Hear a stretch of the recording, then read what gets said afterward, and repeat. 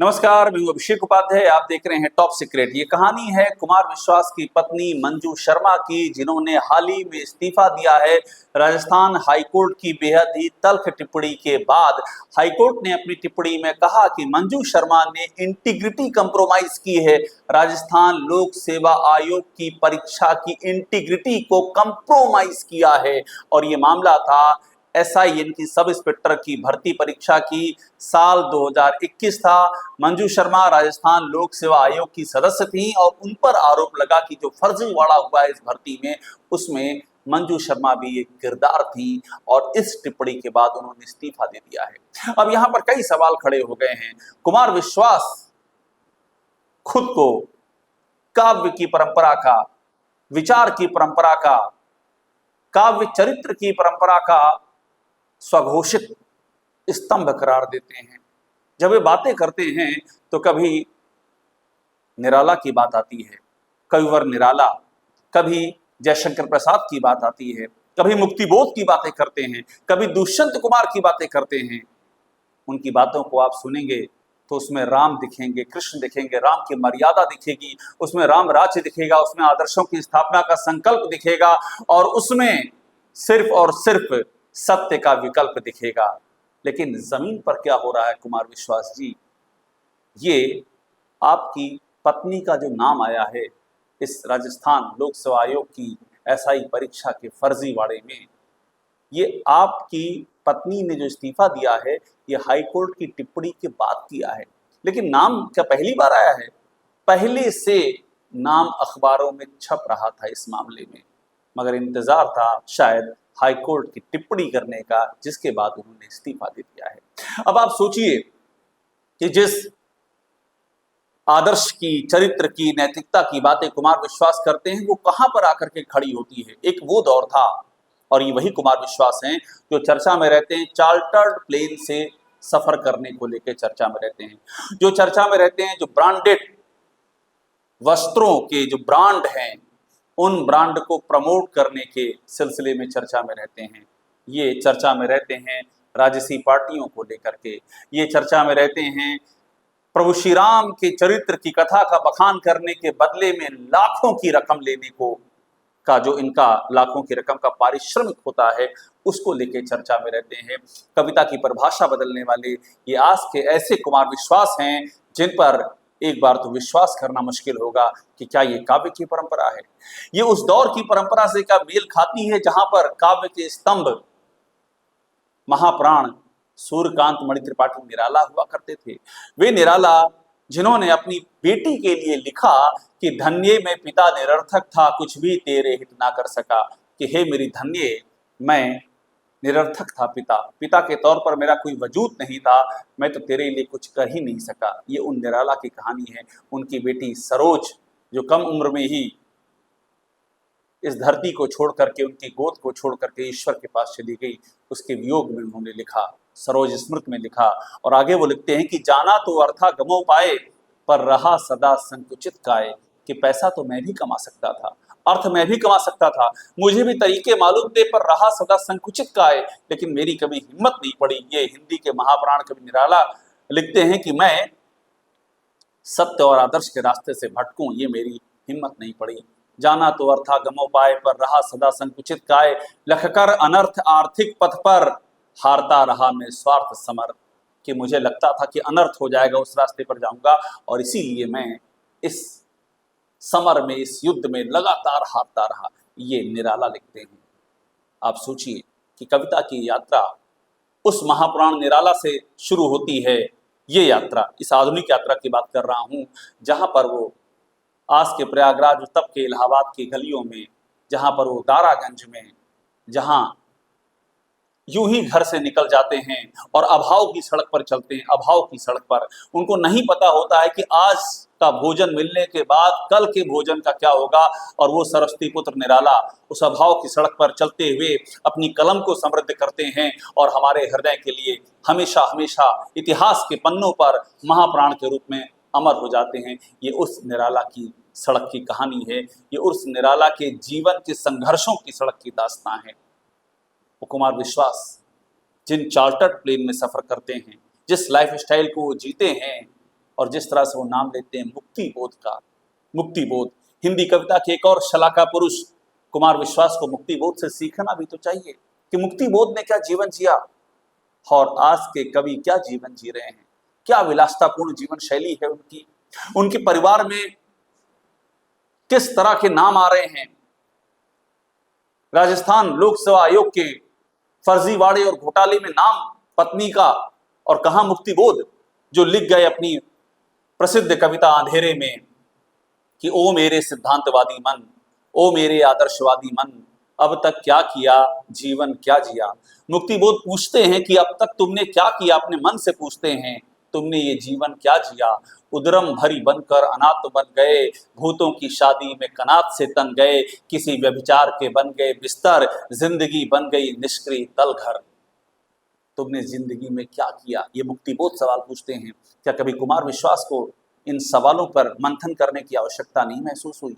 वो कवि जो खुद को निराला, मुक्तिबोध, दुष्यंत और गोपाल दास नीरज की परंपरा का मानस पुत्र बताता है, वो किस राह पर चल पड़ा है और अपनी तुलना कहां से करता है। ये जो दूरी है, जो फासला, ये तो आंखों को चुभता ही चुभता है। मैंने इस पूरी बातचीत की कड़ी में दुष्यंत का नाम लिया।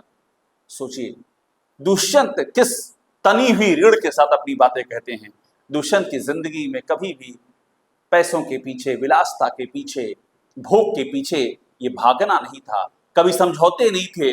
दुष्यंत तो यहां तक लिख गए कि ये सारा जिस्म थक कर बोझ से दोहरा हुआ होगा, मैं सजदे में नहीं था, आपको धोखा हुआ होगा।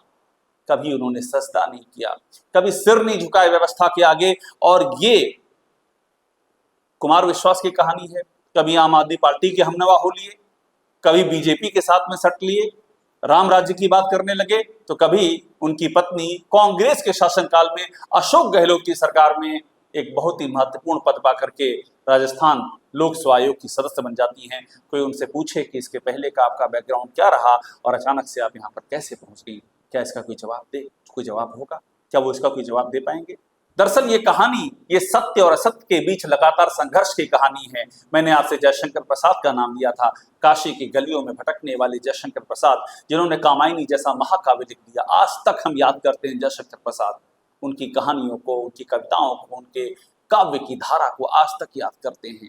और वही जयशंकर प्रसाद लिखते हैं कि देवों की विजय दानवों की, हारों का होता युद्ध रहा, संघर्ष सदा उर अंतर में, जीवित हो नित्य विरुद्ध रहा।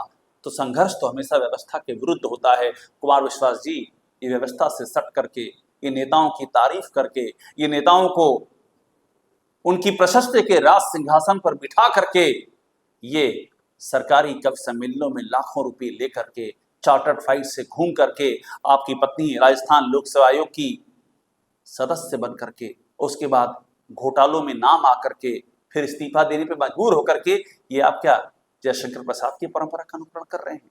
यही है आपके काव्य धारा का लक्ष्य, यही है उसकी मंजिल। एक नाम में और लूंगा पाश का।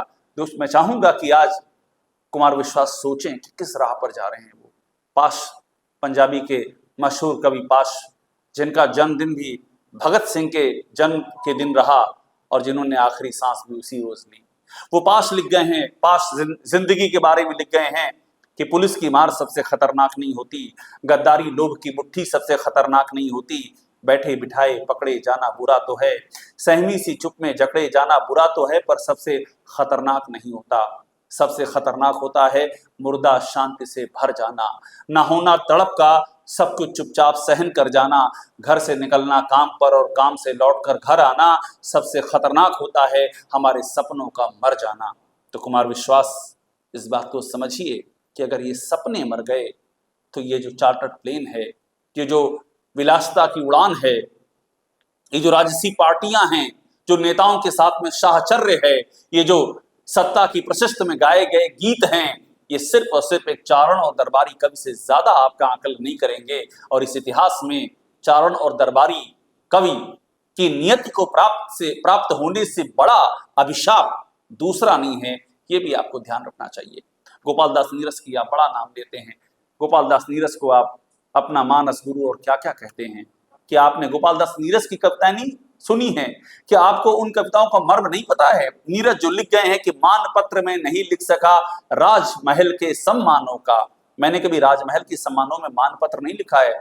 कुमार विश्वास जी, नीरज जी से सीखिए, गोपाल दास नीरज से, हिंदी के शलाका पुरुष से सीखिए कि मानपत्र में नहीं लिख सका राजभवन के सम्मानों का, मैं तो आशिक रहा सदा से सुंदरता के दीवानों का, लेकिन क्या मालूम मुझे था मेरी इस गलती के कारण सारी उम्र भटकने वाला मुझको शाप दिया जाएगा। तो जो शाप सह करके, जो शाप को झेल करके भी अपना पथ नहीं छोड़ते हैं, ये उन कवियों की काव्य धारा की यात्रा है। और आप इस यात्रा में कहां अपने आप को पाते हैं? ये सारा विलासता, ये चार्टर्ड फ्लाइटें, ये पद सम्मान, ये ऐश्वर्य, ये प्रमाद, ये प्रभु श्री राम के कथन के प्रभु श्री राम की कथा का वाचन और वाचन के बदले, जैसे पुराने समय में स्वर्ण मुद्राएं होती थी, स्वर्ण मुद्राओं की तरह से धनराशि को प्राप्त करना, ये आप किस दौर में जी रहे हैं? फिरदौसी को सुना है आपने, जिन्होंने शाहनामा लिखी थी? शाहनामा आप जानते हैं? शाहनामा उस दौर में जब ईरान में अरबी भाषा का प्रभुत्व बढ़ रहा था, फिरदौसी ने तय किया कि वो फारसी का इतिहास लिखेंगे, ईरान के उन महान राजाओं की कहानी लिखेंगे जिन्होंने फारसी सभ्यता को आगे बढ़ाया था।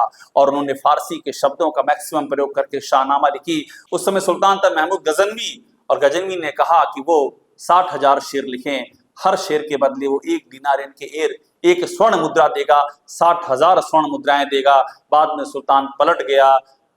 उस दौर के शायर ने, उस दौर के महान कवि फिरदौसी ने सुल्तान की वादा खिलाफी के खिलाफ लिखना शुरू किया। और आप शब्दों की आग समझिए, सुल्तान शर्म से पानी पानी हो गया। उसने घोड़ों पर लदवाया और 60,000 दीनारें फिरदौसी के घर की ओर रवाना की। लेकिन फिरदौसी का मन उचट चुका था। वो तो एक वादे की सच्चाई के भूखे थे, स्वर्ण दीनारों के वे भूखे कभी नहीं थे। जब तक वो पहुंचता स्वर्ण दीनार लेकर के वो काफिला, फिरदौसी गुजर चुके थे। और उनकी बेटी का बड़प्पन देखिए, उन्होंने उस स्वर्ण दीनारों को छूने से मना कर दिया कि मैं इसे छू भी नहीं सकती हूँ। ये है कवियों की परंपरा, ये है शायरों का इस्तकबाल। आप कहाँ से चले थे कुमार विश्वास, कहाँ आ गए हैं और कहाँ जाएंगे? किस नियति को प्राप्त होंगे? इतिहास की गलियों में किस विरासत के साथ याद रखे जाएंगे? इसको भी जरा सोचिएगा। अभी देर नहीं हुई है, अभी वक्त बहुत बाकी है। लेकिन एक बात हमेशा याद रहे कि चार्टर्ड विमानों में बीता हुआ वक्त जमीन पर लिखे हुए इतिहास के वक्त से कभी मेल नहीं खाता है। इतिहास के वक्त में वो धूल धूसरी ही कहलाता है। ये आपको तय करना होगा कि निराला, दुष्यंत, रामधारी सिंह दिनकर, मुक्तिबोध जैसी परंपरा के एक सिपाही के तौर पर याद किए जाएंगे, या फिर कविता को व्यवसाय बनाकर उस व्यवसाय के ऐश्वर्य पर इतराने वाले किसी चितेरे के तौर पर याद किए जाएंगे। ये चॉइस, ये चुनाव, ये चयन, ये विकल्प सिर्फ और सिर्फ आपका है। टॉप सीक्रेट को देखते रहिए, लाइक कीजिए, इसे सब्सक्राइब जरूर कीजिएगा।